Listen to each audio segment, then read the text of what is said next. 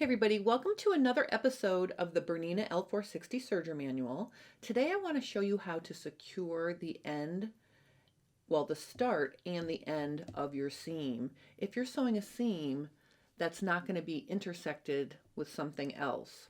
For example, I make a lot of yoga pants and sometimes I like to leave the hems raw because the fabric I use doesn't fray or curl, and it's nice to have a hem, especially if it's fitted, that doesn't have a double layer of fabric at the bottom. And I just find that more comfortable and easy.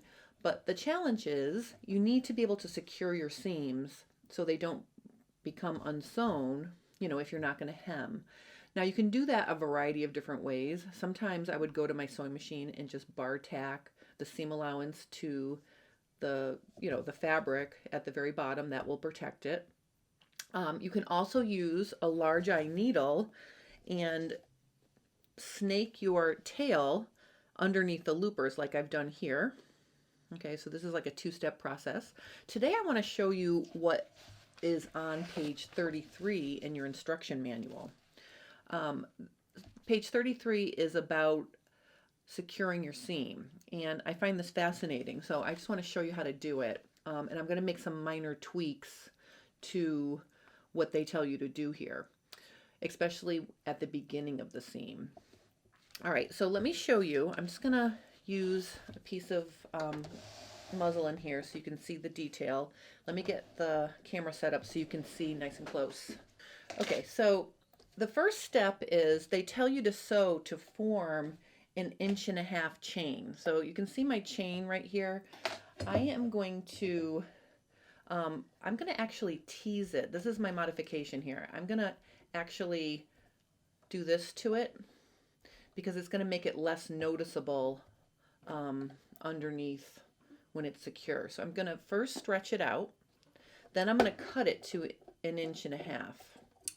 Okay, so that's the first step. Okay, and I'm just adding the little bit about sort of pulling it, gently pulling it, and sort of stretching it out there. Then what you're going to do is I'm just going to stick my fabric in, okay? And what you're going to do is you're going to stitch until you have like 1 stitch into the fabric, okay? Then it says to sink the needles. Now remember, the Bernina L460 has the lovely foot control. If I press my heel down on the back of the foot control, watch what happens to my needles. Isn't that cool? So I don't have to worry about turning my hand wheel.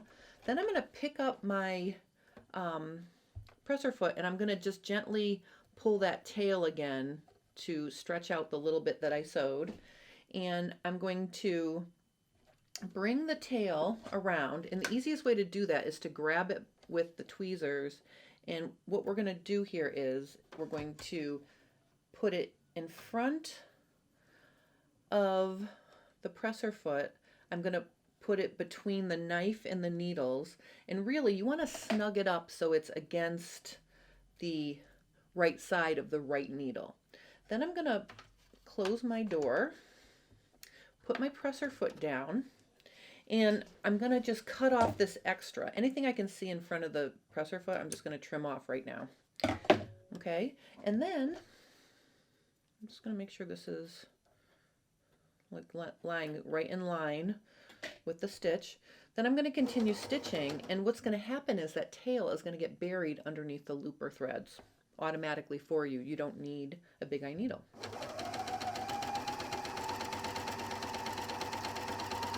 All right, so now let's secure the bottom end or the finished edge of the seam as well. To do this, we're going to serge all the way to the edge. So I'm literally going to keep going until my needles are at the very end of the seam. Instead of sinking the needles, we're going to raise the needles, and I just tapped on the back of my foot control to get them to go up. Then I'm going to gently pull my seam out from underneath the needles, and sort of, I'm sort of getting everything I'm giving myself a little bit of play here. I'm going to swing my work around. I'm going to turn it upside down like this, and I'm going to put it back under the presser foot so that the needles line up with where I stitched before. And just for safety, I'm going to put my knife down because I don't want to cut any of the looper threads in front of it. All right, so let's see here. Okay, so now I'm going to just stitch, maybe, it says to stitch 1.5 inches. I don't think you need to go that far. I'll just stitch maybe 1 inch. Okay, then I'm going to have my needles up, rotate my fabric so it's perpendicular, gently pull it back so it's not under the needles, and then I'm going to chain off.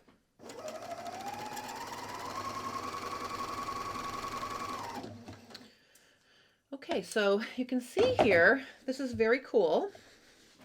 From the top side, I can see my tail's buried under the loopers at the start, and at the end, I basically just sewed over my seam a little bit to secure those stitches. Okay, so then what you would do is just simply trim your tail here.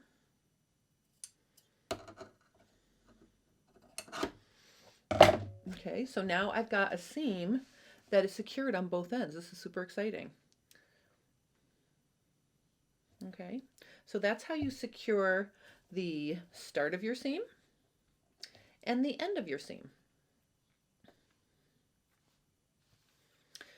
It makes me wonder if you could sew over the ending. I'm wondering if you could do that at the top too. Thinking about it. Let me try it. This is just for a sample. This is just to try. Let me see. I'm gonna put my knife back up here. Hold on. I just want to play with something for a second. Something just occurred to me. Let me see. All right, so let's say I start serging at the top of my seam. Just gonna serge maybe 1/4 inch, 4 stitches. Let's see what happens. I think what I'm gonna do is I'm gonna pull my tail, and if we're gonna be doubling over ourselves, we don't need that anymore. So I'm gonna clip my tail off so it's not in the way. All right, so I got rid of the tail. Let me cut this off as well too. The little seam allowance here, the little allowance I'm trimming, I'm going to cut that off. All right, so then to double up on myself, what I have to do here is I need to flip myself over.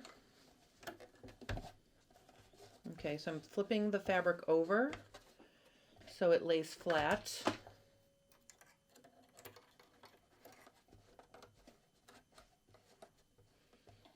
Okay, and then what I'm going to do is I'm going to put the needles back down so that I can stitch a couple stitches back to the original end that I started at. So let me just do like 2 stitches here.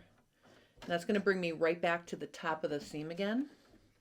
So then let's do what we did at the end of the seam to finish the end of the seam. I'm going to flip it over and I'm going to put it back in here.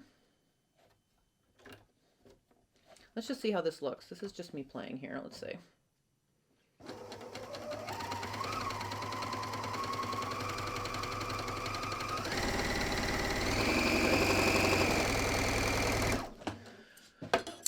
All right, so that was a little fussy, but it worked. Okay, so you can decide if you want to do it like that, and then your securing will look like a double stitching. Or you can do it like the instruction manual says and it would look like this. All right, so I'm giving you 2 different options here. Again, that was a little fussy to get it to flip around to double back on itself for a second, but just another option. I wanted to try it. It occurred to me as I was stitching along. All right, so that's how you secure the ends of your seam right on your serger so you don't need a large eye needle or a bodkin. If you have any questions or comments about that, please post them below and I will help you. I hope you're enjoying this series. If you have any specific questions about the Bernina L460 or L450 serger for that matter, please post them below and I will add them to my short list of things I'm going to continue to share with you until this serger flies home to its owner. I hope you have a lovely rest of your Sunday, and I will see you next week for another episode of the Bernina L460 Serger Manual.